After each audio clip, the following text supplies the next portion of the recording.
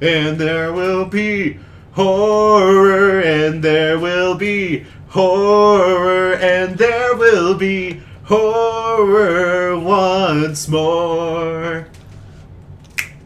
Alright, that was better. Thank you. That was a lot better than last I time. know. I even went with the tune with it, too. I know. That's better. It's because we didn't try and say our whole entire name, which is so hard to put into a song. I know, right? As long as we can just bring it back to the fact that we're the Punk Rock Horror Podcast, and I'm Matt. I'm Cody. And today, we are here to remind you that if you are that person that goes to the zoo and tries to make animal noises at the animals in the zoo, you're awful. And you should stay home. You're awful? Yeah, because we were at the zoo today, and just like... and I don't know how other zoos work. I'm assuming they're all the same in some aspects and whatnot. But like, so here's an animal, move on. Yeah, here's an animal, move on. Well, here's an animal, pay $30 for this hot dog that you'll be hungry in 10 minutes. Basically, because it's gonna give you the so shits. Here at the Denver Zoo, like peacocks will just walk around, like whatever, and like a whole family and one mom pushing her kids is just like. And the peacock starts going off, and she's like, look at me, I'm talking to the peacock. And I'm like, oh my god, Cindy, you're so funny.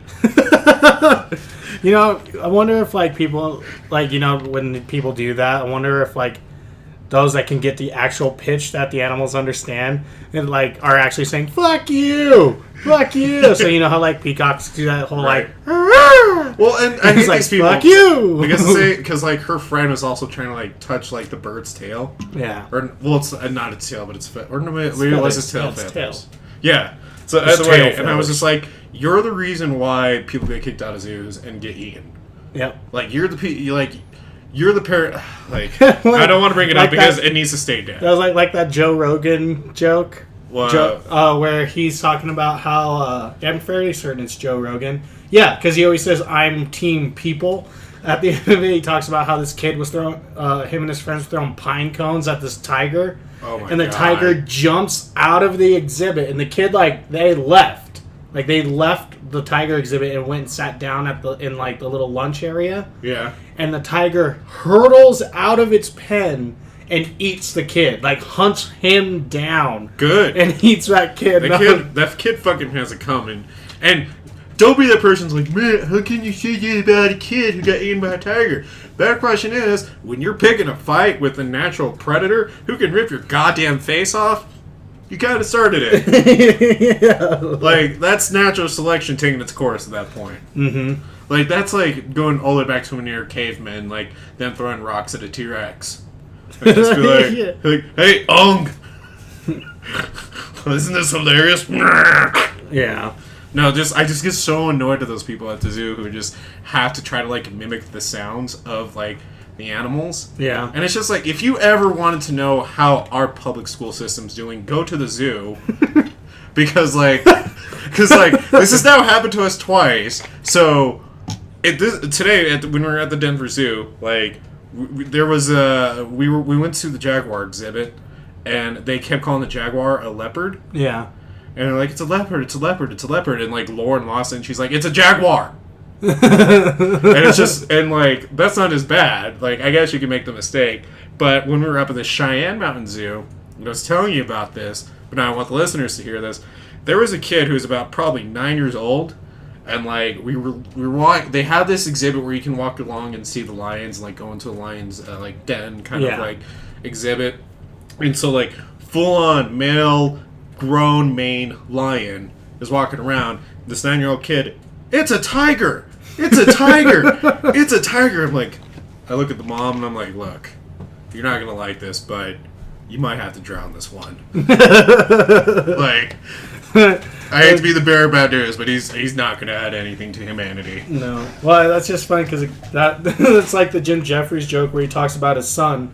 I know I'm quoting a lot of comedians, but I had watched a lot of stand-up comedy lately. Jim Jeffries is fucking hilarious. I just like his where he's talking about his son getting into this really nice private school, and there's a tortoise like walking around. And he's like, I know what you're talking about. Henry, what? I think he names his kid Hank. He named his kid. And he's like, hey, Hank, what is that? And he's like, it's a turtle. And then like the kid who's like, a year younger than his son Hank or something like that. Because he goes, actually, that's not a turtle. That's a tortoise. A tortoise is one that walks on dry land, but a turtle lives in the water. And Jim Jeffries just looks at his son and goes, God, you're an idiot. And then he goes, well, I'm an idiot too, because I was today year old that I found out the difference between a turtle and a tortoise. And Hank's just sitting there, turtle! Yeah, but I could excuse that. Oh, yeah, no, I understand. I But just think it's funny because, like, I understand, like, a 9-year-old should know the difference between a tiger and a lion. Right. And, like, that's probably, like, the parents kind of, like, just being, yeah, honey, it's a tiger. Mommy needs her night-night juice now. But you gotta, like, and to clarify to all the listeners, this wasn't, like, a special needs kid or anything like that. And, like, this was, or, like, someone who just was, like, really badly uneducated. Like, this was straight up, like, tiger, tiger, tiger, tiger. Like, that kid who's, like, hyped up on, like, Sugar who plays Fortnite and think it's the best thing ever kind of kid. He's like, it's a tiger! It's a tiger! No, and I'm like, I want to push you in there and see if you're sure it's a tiger. I know, that kid needs to grow up and just play Apex Legends right now. That's right. That's right. Yeah, no, I hate those people. Yeah. I hate them. But go to a zoo setting, and you'll figure why our education system is failing us. I guess just, yeah.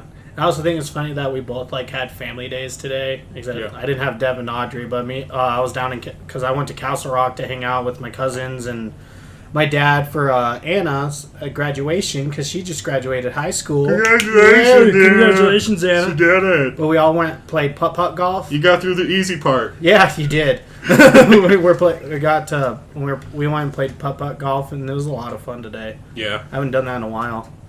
But it was just nice, because, like, it was relaxing, and I was still waiting for, like, something to happen, because usually when, like, me and all my cousins go out together, like, at least one of them likes to try and pick fights with me the entire time. Yeah. I don't know why, but they like to. And I always make them cry. Like, they just keep poking and prodding at me. Like, so my cousin Evan, one time, he likes to poke and prod at me so much, used to, until I gave him the wedgie so bad, like I tore his underwear, and he cried. And then he tried to tell on me one time, and then his mom, my cousin Jenny, he just like, you gave me a wedgie and made me cry. And then she looked at him and was like, well, what did you do? Like, Cody's old enough to know that not to just do that. So, like, it was actually kind of nice not just constantly getting berated or berating my cousins. Maybe they finally caught on. They're like, I want to pick a fight, but I know I need a good reason for it. Oh yeah, he's not. So one of the kids out there, he's not my cousin by blood, but he shares a dad with my cousins Anna and Julia. But he kept trying to pick on me today, and so when he just likes to call everyone losers and jerks and stuff for no reason. Yeah. I think it's just the whole, like, jock mentality, because he's super into sports. And so I bought a huge bag of seeds to share with everyone. Then when he came over, I was like, no, you've been a jerk all day. I'm not giving you any seeds. He's like, please? I was like, no. And I waited until the end of putt-putt golf to finally give him seeds, because I was like, are you going to be nice? Are you going to stop calling people names and stuff like that? And he just got all sad. Yeah. I was like, okay. God, you're just like Audrey. This is like the dad voice. Oh yeah, it's real. And you're just like, come on, man. Yeah, get it together. That's just, come on. But before we get to everything else, we have to do good on our Patreon rewards. We have a new patron this month. Cody, do you want to? I would like to thank Justin Bailey. And yeah, just thank you so much, Justin. It means a lot to us, you signing up and everything. And we just like to thank all of our patrons. It means so much when you guys sign up. Yes, thank you, Justin, for being a supporter of our Patreon, being a supporter of the show.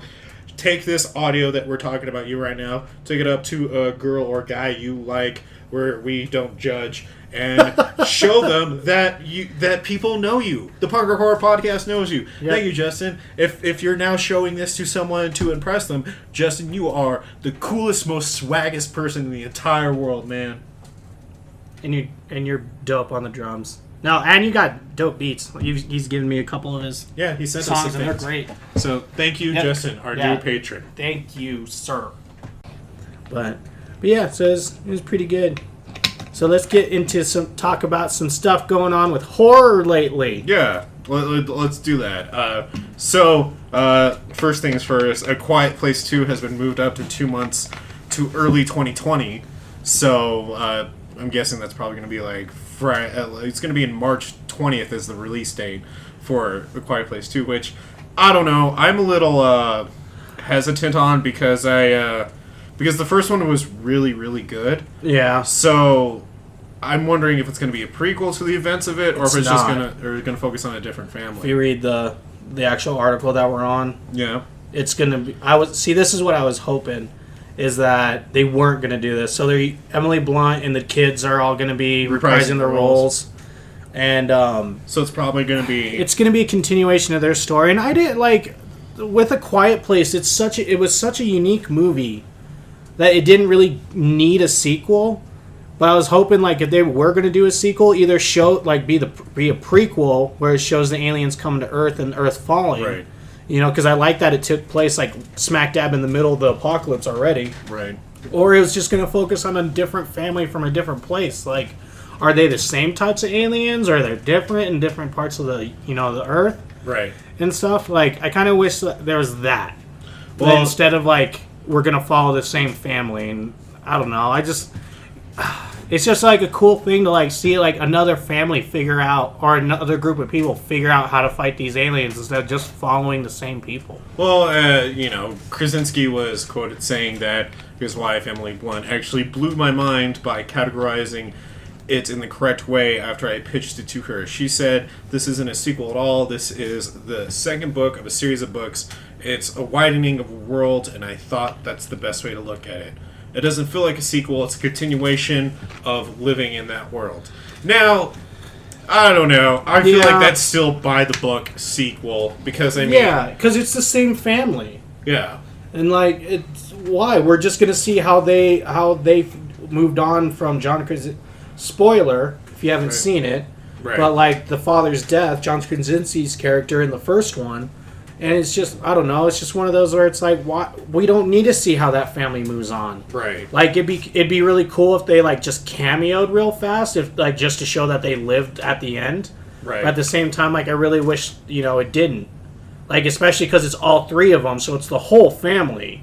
Right. Except for John Krasinski, and I just kind of wish that, like, it was more along the lines of, like, they just kind of show up and help out this new group of people real fast, and then they go off and do their own thing.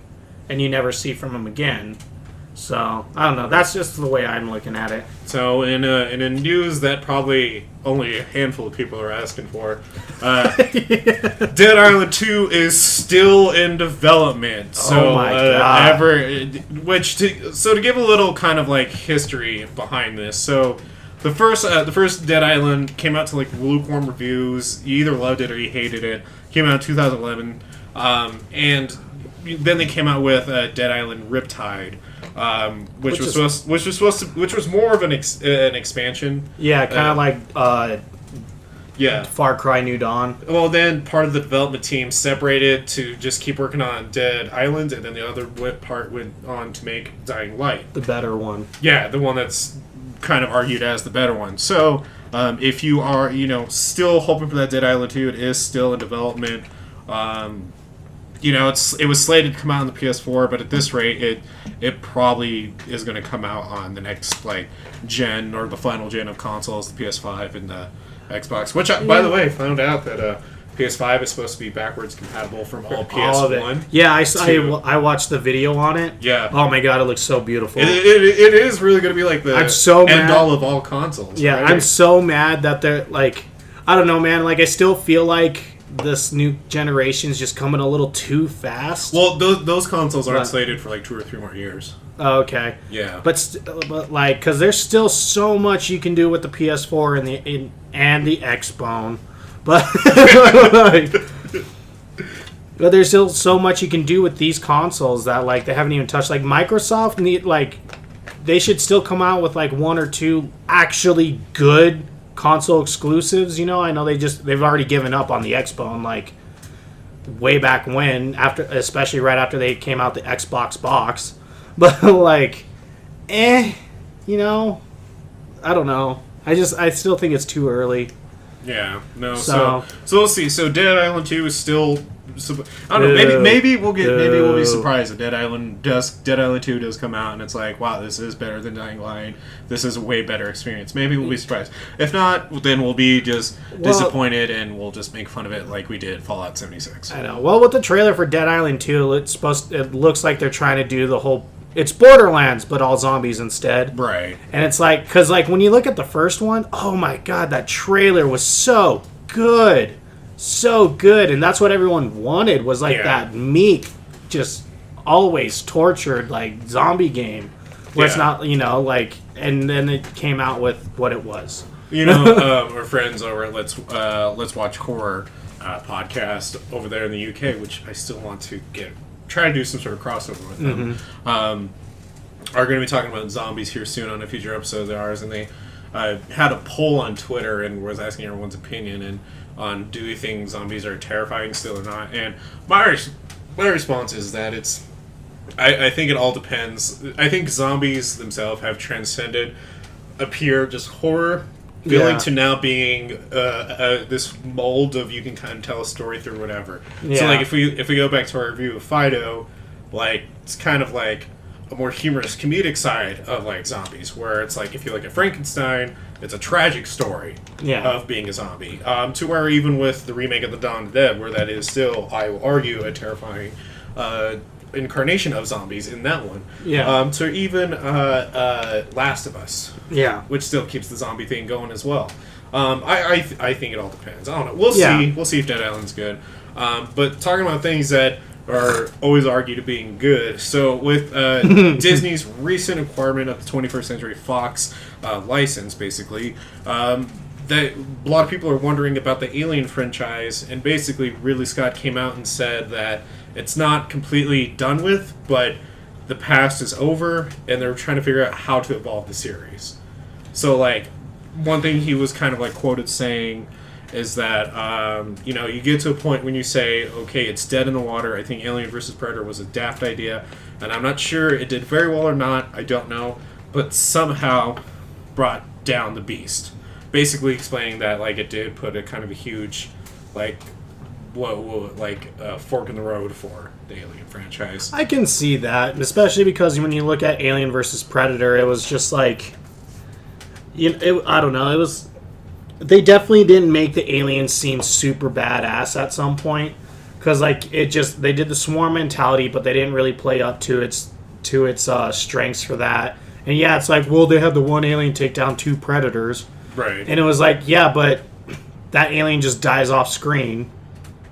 And then you just kind of, I don't know, like, I feel like that the AVP, even though, like, I enjoy them a lot, they kind of, like, definitely hampered all of it, because, like, the aliens don't seem as scary anymore. It's kind of like the zombie mentality. They're just, because they use the swarms instead of, like, the first Alien, where it was just one could just take out a lot of people. So, I don't know. I hope if they do continue the Alien franchise, they kind of take a lot of hints or even just adapt the comic books of them, because those are good. Yeah. Those are really, really good. Yeah, I mean, that might be the safer way to go, really. Instead of just trying to create something new over and over, just kind of going the realm of the comics and maybe just adapting something from that. Yeah, because they have a lot of great stories in there, and then they shot themselves in the foot with... I think they shot themselves in the foot with the evolution of Alien by knocking off the engineers in Alien Covenant. Like, that could have been a whole new thing with itself. Yeah. And then, like, I know they could be like, well, I mean, one thing I'd like to see them do is actually the accelerant, the black goo that they use in the movie. Like, maybe somehow that, like, starts evolving the aliens, like, into something different. But... I don't know. Those are just kind of a couple of things I think. And we're almost done with all of our headlines. We got 2 more to go, Thor. We're gonna end on it. Go for it.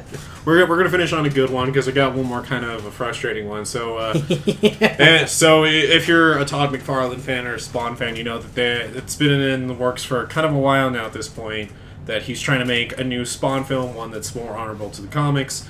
And he's still battling to get his movie off the ground, but I guess frustrations are coming up that it seems to be going back to square one, and that basically Todd McFarlane is at the point where if he doesn't get to have his way with this movie, he's going to walk away from the project completely. I mean, to be fair, like, when it comes with Todd McFarlane, like, Spawn's his baby, man. And, like, in the last movie, as much as we do enjoy that movie, to the character, it's garbage. Well, and here's one thing. So supposedly, Blumhouse, who's part of the project too, hasn't even approached the studio yet, and 2 years later, there isn't even a script. So there isn't even a script. No, well, there's no mutual agreement on a script. Oh. So, and to be fair, we're getting this from bloodydisgusting.com, so we can't take credit for it.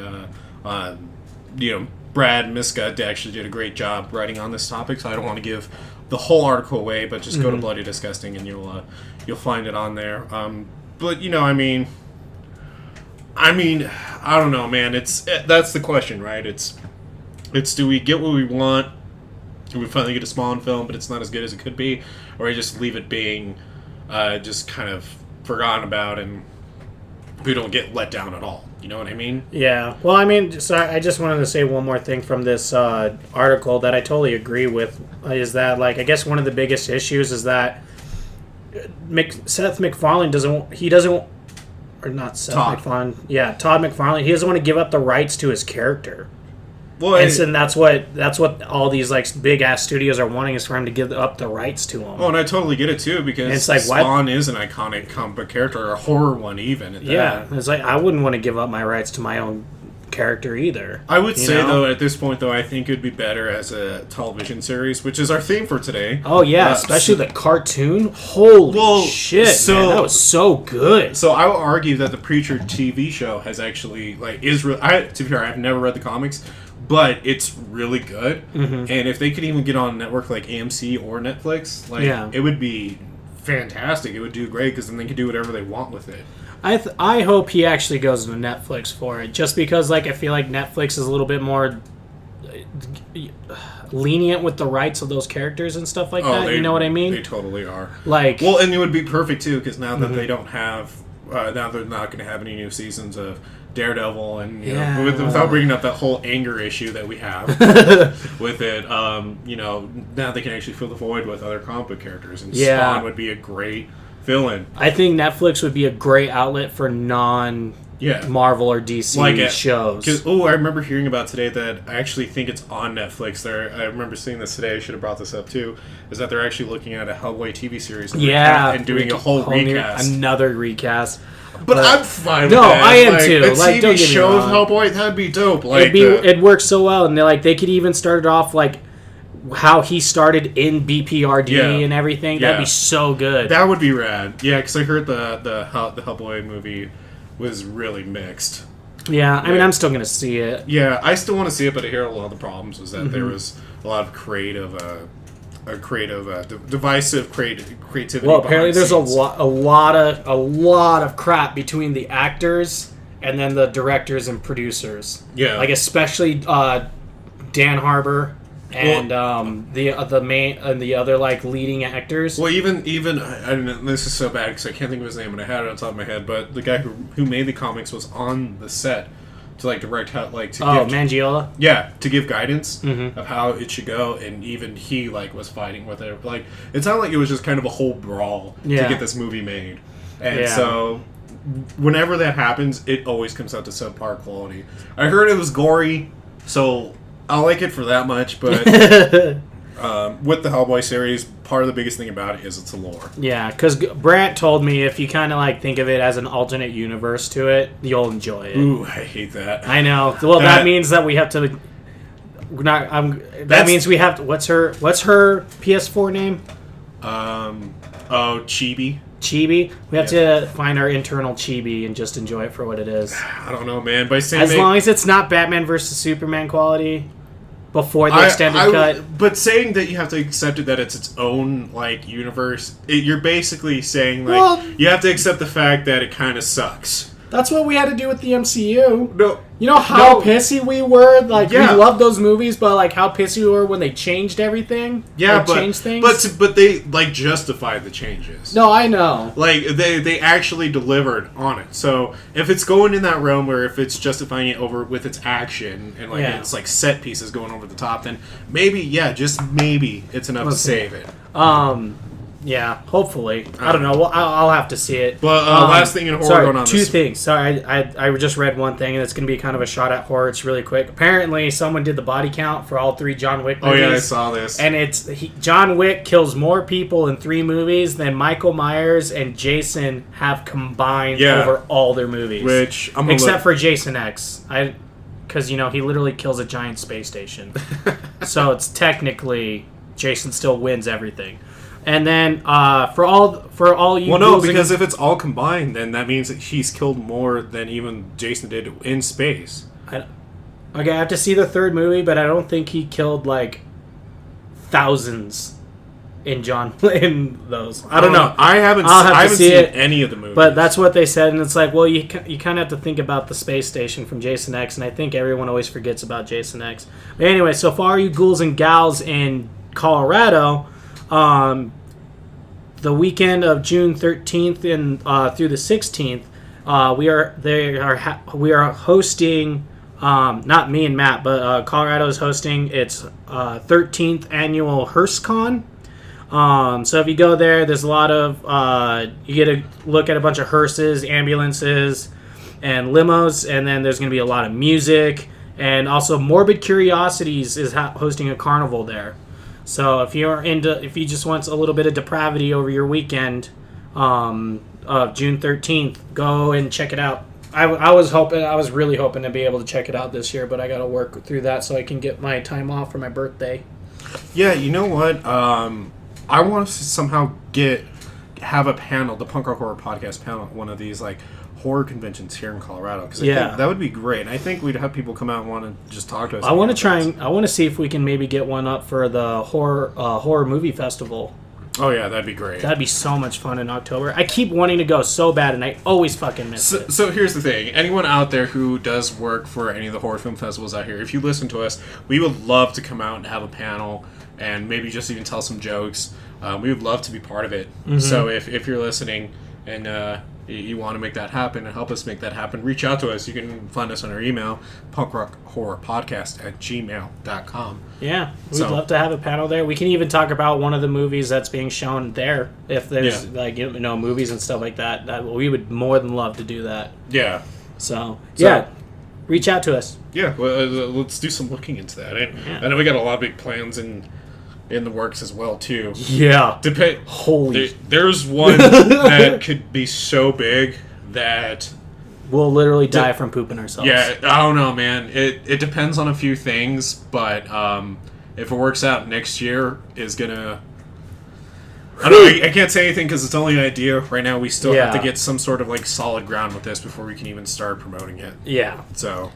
I don't know, but we'll figure it out. And we have a couple huge interviews coming up soon. We just want to be ready for them. We're super excited, especially this guy. Yeah, I'm so excited. We literally got to get the time. Yeah, so if you've been following, if you follow me on Instagram, you know that I kind of made a tease on my story talking about that we have a huge announcement coming up. All we're waiting on is literally to get. Just the time officialized and make sure that it's solid and we can stick to it. If that works, then this is going to be big for us. I know. I'm so excited, dude. Like, when you told me, like, I got my little girl voice going, I was like, oh my god! You had to check the emails. I know. I was like, you're bullshitting me. And I know we do this a lot. We guys, like, you always tease a lot of things. And like, the truth is, like, this is big. Like, you guys are going to love this episode if we can get this to happen. Yeah. So, just stay following us on our Facebook and our Twitter, Punk Rock Horror Podcast, and at official PRHB, or Instagram. Yep. So, but that being said, though, let's jump in today's episode. So we're going to do a bit of a two-parter. Yeah. So today we're going to be talking about the history and our love of horror television shows. So, kind of trying to pick up the history for this. There isn't. We were kind of under a time crunch trying to get all the history for this down. It's kind of my mod.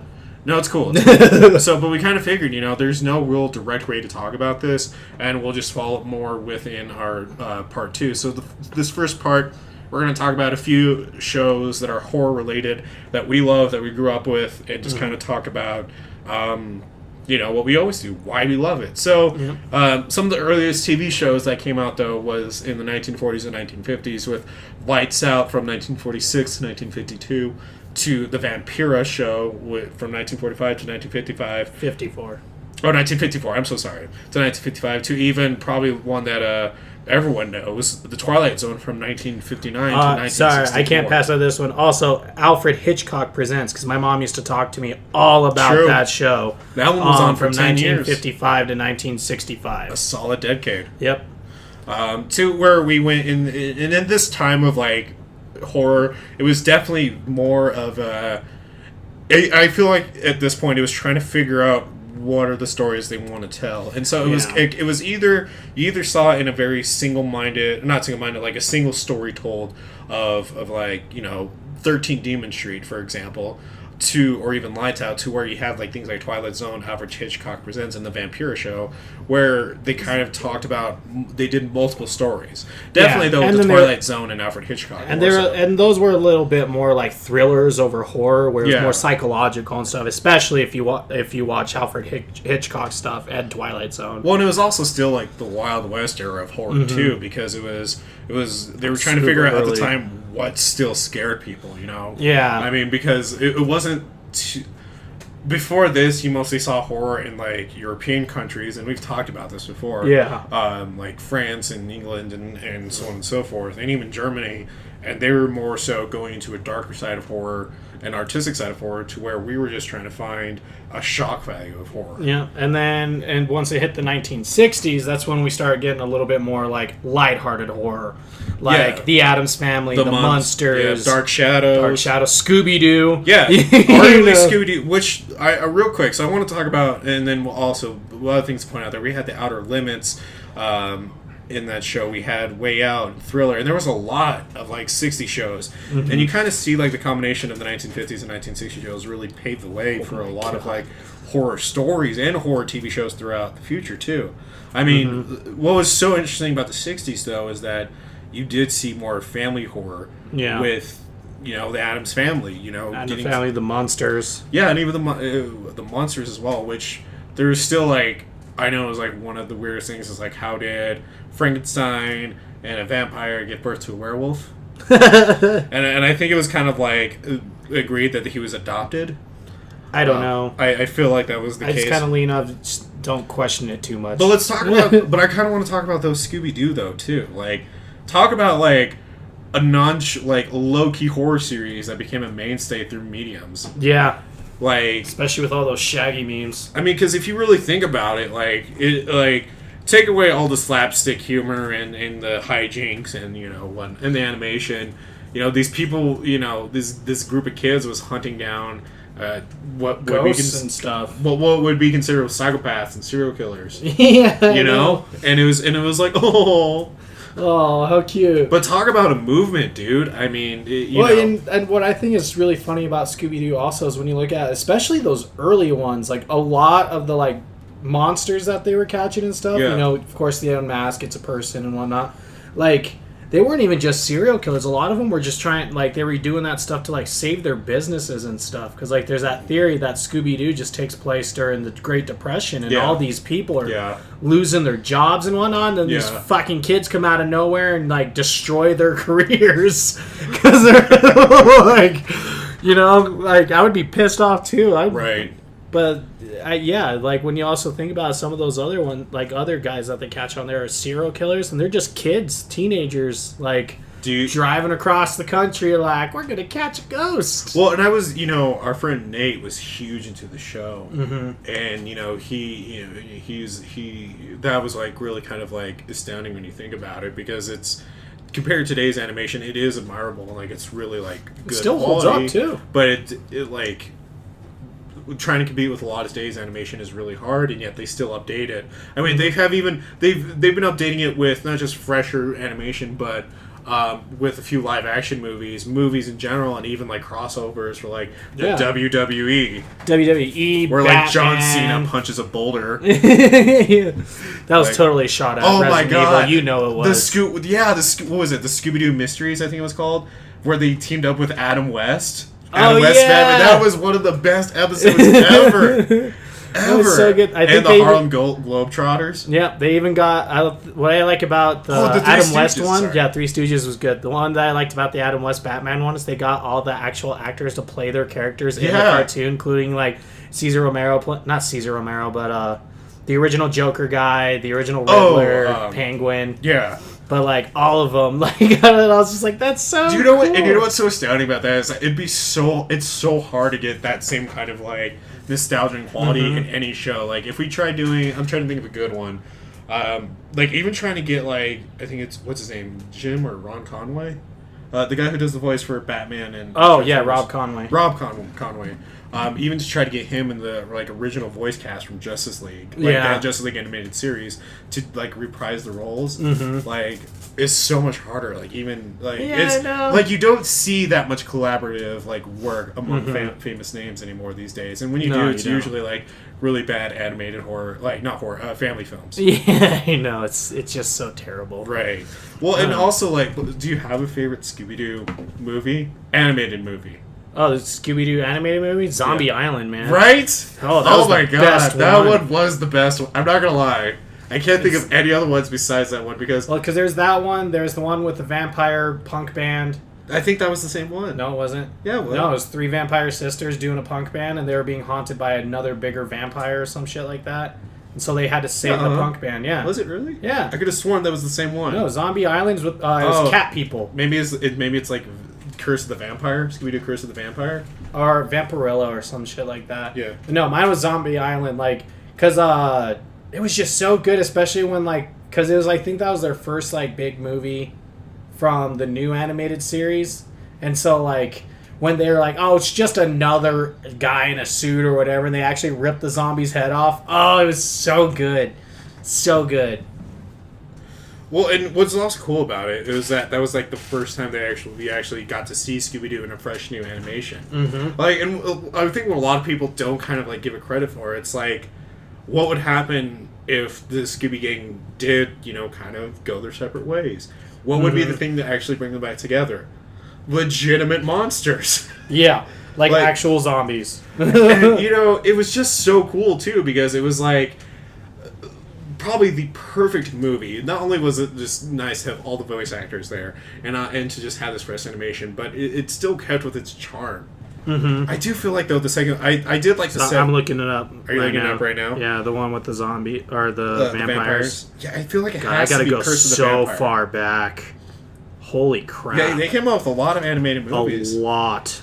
But I would argue that what Simpsons is to pop culture, popular media, or comedic humor, or comedic media, I should say, Scooby-Doo is the equivalent to horror. Yeah, if you think about it, and now I know what you're saying, but there's Witch's Ghost. That wasn't Cyber Chase. That was a good one. No, it's Witch's Ghost. It's Witch's Ghost. No, it isn't. No, yeah. Oh, my other favorite one, Alien Invaders. Oh yeah. Did you ever watch that? Like Sorry, we're getting sidetracked. The point yeah. I'm trying to get at is that I know you're going to say, Matt, what about the Addams Family and the Monsters?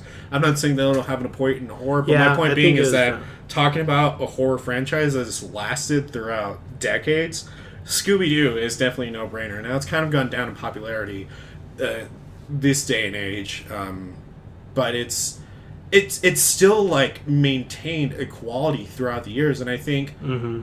I think there's just something to really admire about a horror TV show, and we can even make the argument that horror can be for everyone because anyone can watch Scooby-Doo, anyone. Yep. But I will say the only time that I think we could all put up with Scrappy-Doo is that one-off movie with Shaggy and Scooby where they go to that home for like monster girls. Yeah, well, I don't remember what it was called. I don't remember, but I forgot they did it. They collabed with Kiss. Oh, yeah. Yeah, but Kiss will do anything for money. They have Crocs now. I just think it's funny that they collabed with Kiss. But yeah, no, and then so moving on from that, like as much as we do love Scooby-Doo.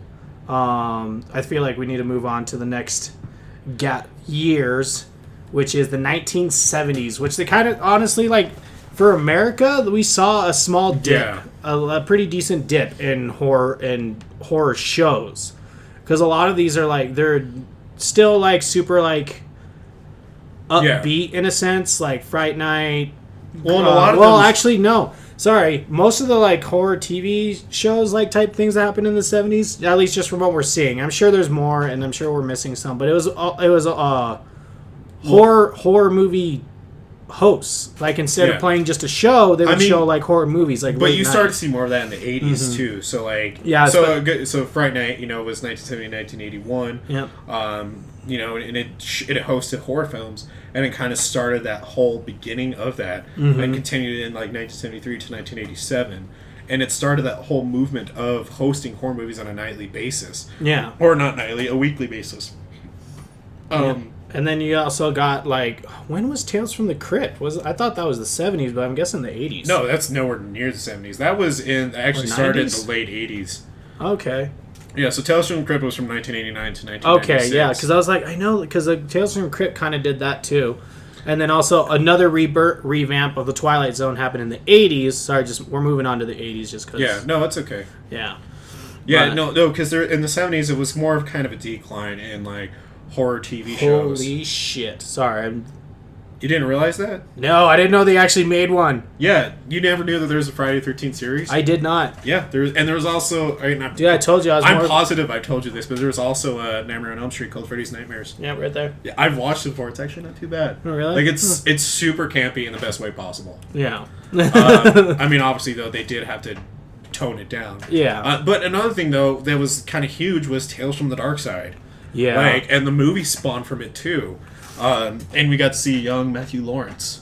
And That's also, true. What's her name? I can't think of the top of my head now. Give me a second. I'll look it up really quick. Okay. But yeah, and then like we saw more revamps of like older horror shows like get revamped in the 80s. Like Twilight Zone got another revamp, 1985 to 1989. Thriller actually got its own series. Where is it? I'm sorry, I'm trying to find the dates. No, I guess that was in the 70s. But Debbie Harry, that's right. Debbie Harry Harry was in the Tales from the Dark Side movie. Mm-hmm. Sorry, that's my bad. I'm sorry. Good. And then Count Duckula. Oh my god, I forgot about Count Duckula. And we also had the cartoon version of the Ghostbusters. Mm-hmm. There was the real Ghostbusters. Yeah, they're not the fake ones. They're the real ones. And also War of the Worlds, like got its own Yeah, that was an actual TV show. Now we're getting to the juicy stuff. Before we move on to the 90s, I think what we need to talk about in the 80s is that in the 80s we definitely see more horror TV shows kind of figuring out their medium, their mold. Yeah.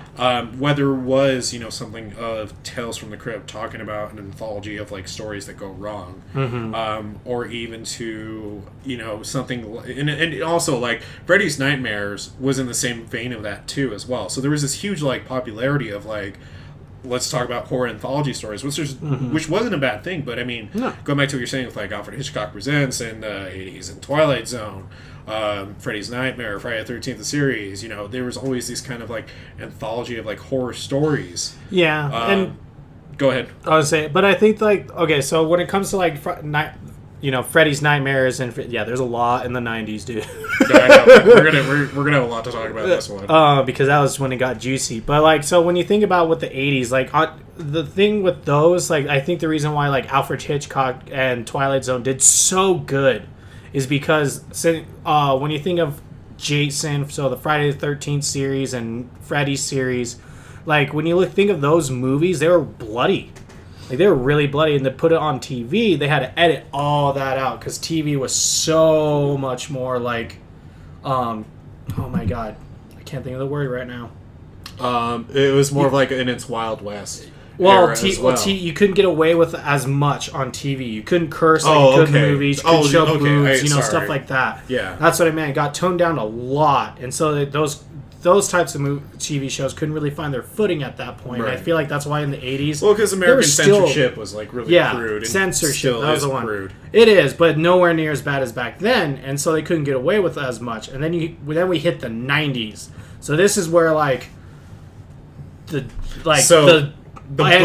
boom of horror in TV shows. I mean, so we're just gonna. I mean, not even gonna be able to name them all off. So obviously, there's Are You Afraid of the Dark, Twin Peaks, Aaron's favorite, All Real Monsters, Beetlejuice, Gargoyles, Tales from the Crypt Keeper, The X-Files, one of the biggest ones ever. Goosebumps, The Outer Limits, American Gothic, Outer Limits came back, Poltergeist, The Legacy, and garbage. Buffy the Vampire Slayer. Sorry, one of the big. No, you hated Buffy? No. Okay. I was gonna say Buffy was actually really Poltergeist. good. I was so excited for that, and then it just garbage. No, Buffy was great. Goosebumps. Yeah, Goosebumps. Extreme Ghostbusters. Boo. And Sorry, we had Beetlejuice, the animated series, and we had what is it? Charmed and Angel. Charmed. Oh my god, Charmed. I used to watch that with my grandma every morning. 2 people watched Charmed. 2 people. Okay, there's a certain age group. Okay, if you're older than I would say 18, I guess, then you watched it for the story. If you're a prepubescent straight boy, yeah, we all know why we watched it. Yep. Mine was Rose McGowan.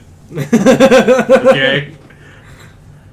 Best recasting choice ever, in my opinion. For a lot of other people, it was Alyssa Milano. And I know you're saying, Matt, you're sounding like a straight up cis male, and you know what? That's fair. But teenage Matt did not give a shit. So, now that we got that grossness out of the way, let's talk about this. So, I mean, the 90s, obviously, we grew up in that era. We were, the legit 90s kids. Yep. And to all of our other 90s kids who, all those names I rung about with, were oh my god, All Real Monsters. Talk about, legitimately growing up on horror without even thinking about it. Yeah, especially Gargoyles. I watched the crap out of that series, and, I always wondered why I was this is a little terrifying. Well, it was set in the modern world, but with a gothic tone. Yeah, and it was so good. And that, I feel like 90s is definitely where they're okay, here's what we can do with horror TV to and start make it good. Yeah. Think about Goosebumps was literally just translations from horror books. Okay, and they were let's fantastic. talk about Goosebumps. Let's talk about Goosebumps. Let's talk about probably one of the few TV series to literally scare a nation of children. Yeah. And even if it didn't scare you, the books still made you uneasy. And we can also kind of make the argument of Goosebumps being in a sense the Game of Thrones of its time, in the sense that not only did it have a huge book for kids. Yeah, but a book catalog, right? Yeah. But a TV series to go along with it. Yeah, and it was great. And then also the thing that I think that worked out for it too is the fact that none of them were connected. You know what I mean? It was so nice and it was so refreshing being able to wake up Saturday morning, watch some Goosebumps and eat my cereal too, and it was really good because it was always a new story, always a new thing. And I think that's where with the 90s we started getting those a little bit more for horror, and where we Goosebumps was our Twilight Zone, basically. Yeah. You know what I mean? No, it really was, too. I mean, let's talk about... Because a lot of kids these days aren't going to get it. No. But let's talk about, a series that, had a movement behind it. I mean, even my sister had a whole catalog of, of Goosebumps books, and when I was younger, and I still do, but my ADHD was at its peak then, so for me to just sit and read a book was a real challenge. Yeah. But I still just loved grabbing the covers and just looking at the covers of those books and just reading. They were cool. They were. I used to make my own stories just to the cover. Well, they were kind of drawn like comic book covers. Yeah. I mean, not exactly like that comic book sans style, but it was still in that same vein of eye-popping catches. I mean, probably one of the most ones that really stood out was Don't Go in the Basement, the Haunted Mask. That's probably one of the most popular ones. Slappy. Oh my god, yeah. The Haunted Doll. Slappy. He was our Chucky before Chucky. Yeah. He was still our Chucky. He was he was the kid version of Chucky, which was weird. Basically. Because but all those still just as twisted. When you think about it, every episode with him, especially when he gets his family. Oh my gosh, the family of puppets in the attic. And they have to fight each other, and it gets really twisted. Yeah. You know, it was also a really great Goosebumps episode, and I can never remember the name of the title, but it was basically these kids staying with, I think, the grandma and grandpa out in like the bayou, and that there's this monster that's running around and makes like this horn piercing like roar noise. Yeah. And like, and it's straight up like they're like living in like what looks like a haunted house, and like this thing comes around at night, and they end up defeating it by feeding it the grandma's gumbo. And sorry, go ahead. Oh no, it was one of those really cool ones because like the monster was like all practical effects and legitimately terrifying to look at. Oh, and you know what was also a really terrifying one? What? The gnomes. The gnomes, yeah, that was terrifying. That was my favorite was the zombie one, where this family moves to a suburb, like suburbia area, right. But all the people are like kind of like zombified in a sense, and so it goes through like the kids trying to convince their parents that they're the zombies like full of like zombies or like demons and stuff like that. Yeah. And like there's this whole chase scene at the end, and like okay, I know. And at the very end, their golden lab ends up turned. Yeah. And they don't realize it until like they're sitting in the thing, they're driving away, and they look back at their dog, and it slowly fades to black and white, just the dog and red eyes. Well, and I was like, that was so good. It like, really was. And I used to have a golden lab retriever, so every time we'd hop in the car, I would just stare at her, like in the back seat. I would just turn around and stare at her. There, I'm like, turn black and white. I swear to God, do it. I'm gonna poop myself if you do. I'm gonna deck you right in the face. but also like another great one that I always thought this should have been a movie, and I know a lot of people think it should be a movie too, is and I always forget the name of it, but it's where this family's going on a family vacation and they take a detour to this like horror world or horror land, and it's like ran by demons, and they're all like super colorful, like bright green or bright blue, and they have the huge like buck horns, you know what I'm talking about, and they end up like on a game show, and the way they get out of the game show and they get out of I think it actually was called Horrorland. And the way they get out is they finally beat the game show, but their car like flies off a cliff. Oh shit! Yeah, like and also Goosebumps arguably had one of the most like identifying opening themes better. Yeah. Like, dun dun dun dun dun dun dun dun dun dun dun. Prepare for a scare. Oh my God! I wish they would just revamp Goosebumps. Well, they kind of did with the movies, and I liked. You know what? I enjoyed the first one. I haven't seen the second one. I mean, it's enjoyable, but it definitely is missing its creep factor. Yeah. But yeah, no, those were like great. And when you also think of the '90s, how many like we're probably going to go over our time limit. Well, yeah, this is going to be a two-parter. Yeah.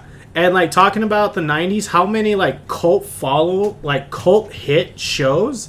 Like, yeah, everyone loved Buffy, but it wasn't extremely popular. It's considered a freaking cult hit nowadays. Yeah, but talk about a show that kicked off a successful comic series. Buffy, and then Twin Peaks. It increased such a huge cult following from the '90s that it took like almost 20 years to keep bring it back. Yeah. Like, holy shit. And then not only that, Beetlejuice, the cartoon series, that was super overlooked. I mean, we kind of grew up on horror, and in a way, it kind of makes me feel mad in the sense that people still don't give horror enough like love, because we all grew up with these shows in one way or another. Whether it was that you woke up on Saturday morning to watch All Real Monsters, or Are You Afraid of the Dark? Oh my God, I love that show. Talk about a good like show that fought with that could go head to head with Goosebumps. Yeah, and it was good, and so.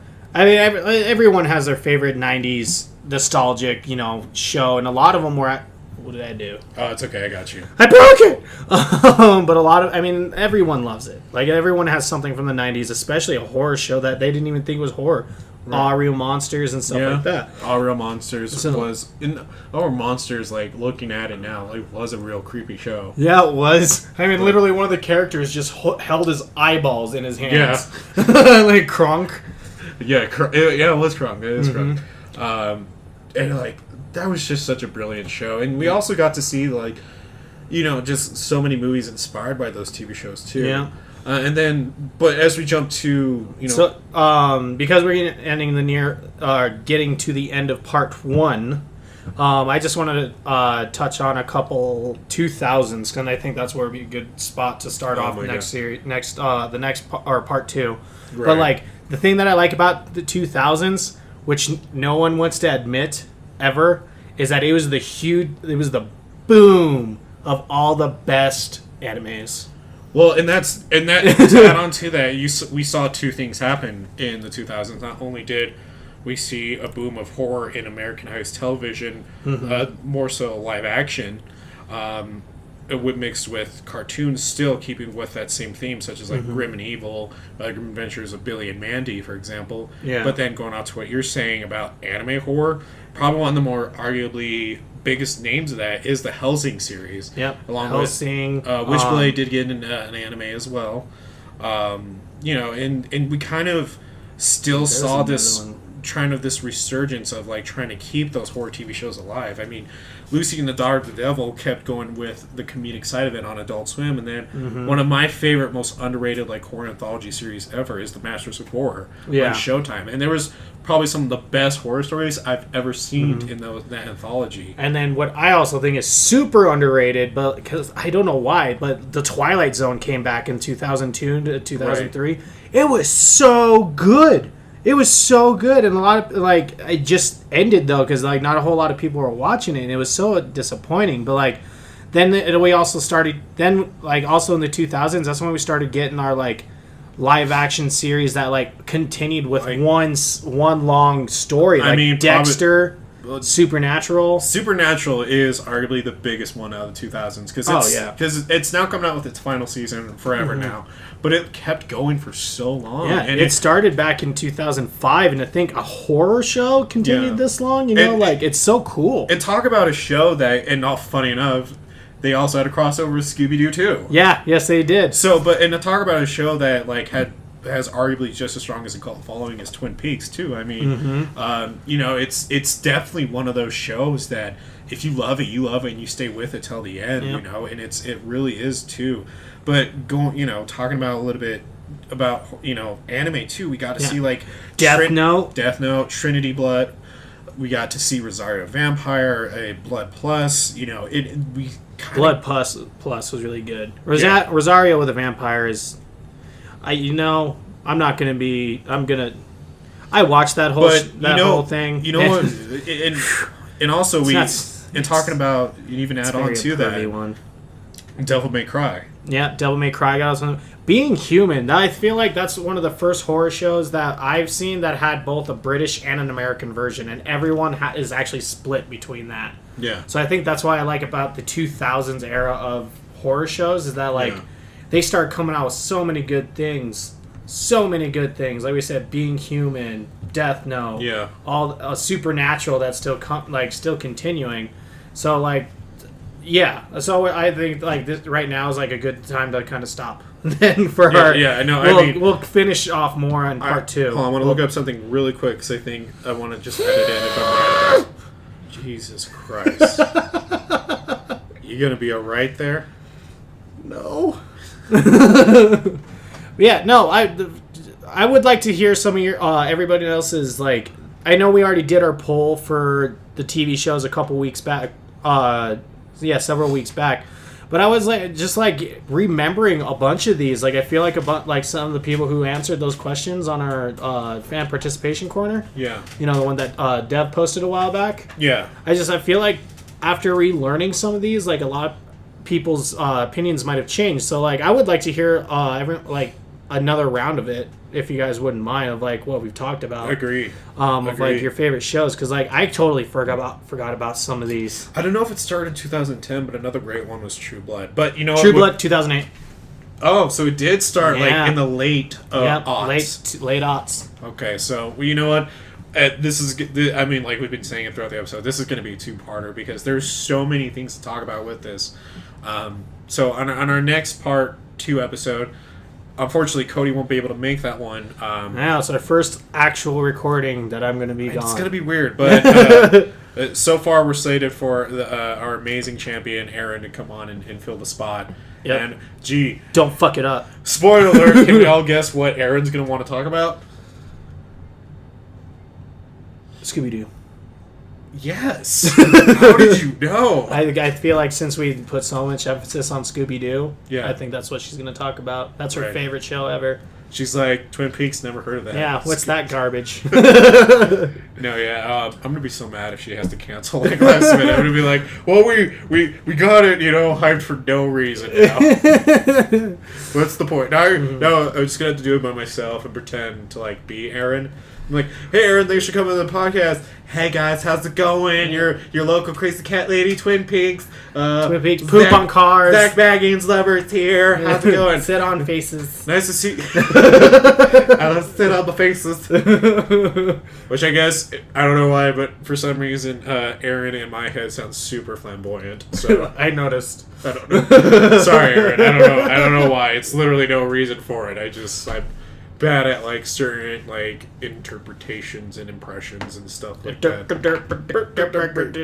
Anyways, to stay up to date with everything that we are Punk Rock Horror Podcast. You can follow us and like us on our Facebook. That was a terrible sentence for me leading into that. Yeah, that's cool. I saved you. I was trying to save you, but now you have to. Now I had to. I had to. Okay, that was terrible.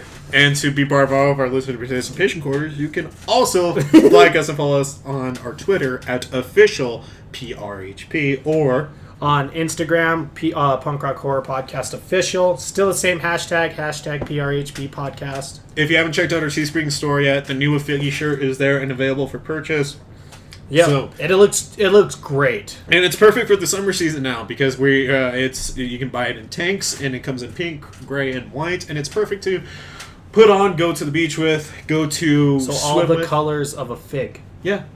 Make sure to get purple in there. Actually, that doesn't blend well with purple. Son of a bitch. I mean, if people want it bad enough, I'll make it purple. But yeah, go ahead and check it out now. And also, if you haven't heard yet, our Patreon's updated. For just $4 a month, not only will you get access to episodes before everyone else, you get access to our bonus show, the Punk Rock Half Hour Power, hosted by CPRA's own Lala, but you will also get 10% off on all merch. And by the way, if you didn't know this, those 10%... that actually does stack on when we will have special limited prices and discounts on all merch. So, for example, if we have a 10% off of a Figgy shirt right now, you can take your 10% code and get 20% off. So that was very William Shatner-esque. Thank you. I was kind of hoping that would connect with some people in that one. And for $6 a month, you'll get 15% off. And I know you're thinking, Cody, where are the $8 rewards? So to just keep up with you guys, we're as a growing podcast, as we're becoming more well known, and we're trying to get more out there and get more funding for the show. The Patreon paints that not only does it just help us, but it does help keep the show going. Mm-hmm. But it also gives us the ability to come out with better rewards. Yeah. So at the position we're at right now, we're trying to figure out rewards we can give at an $8 value that we can afford and deliver on, because we don't want to promise something that we're going to have a hard time to deliver on, pure and simple. And that's just us being honest with you people. Yeah. And all you ghouls and gals, your patronage and your support literally means so much to us, and it's helping us not keep this dream alive, but it's also helping us continue coming to you guys every other week to talk about horror and to keep putting smiles on your faces. And so pure and simple is if you like us and you really do want to help us out and support this show, we're always going to appreciate you talking to your friends and family and sharing us. But if you want to add a little more, just please consider going to our Patreon and consider becoming at least a $2 a month patron, which will give you access to our Punk Rock Half Hour Power show. Yep. Along with other rewards as well. And it means a lot to us. Your support means a lot to us. Please consider going there, supporting us. You can find all these links below. And yeah, with that being said, that's the end of this episode. Yeah. Stay tuned for part 2. End of part 1. Yeah, end of part 1. Part 2 will be coming out this week. I'm not sure yet. Either on a Tuesday or a Thursday. I don't know. You'll find out. You'll see. All right. Podcast over. Podcast over. Bye. Bye.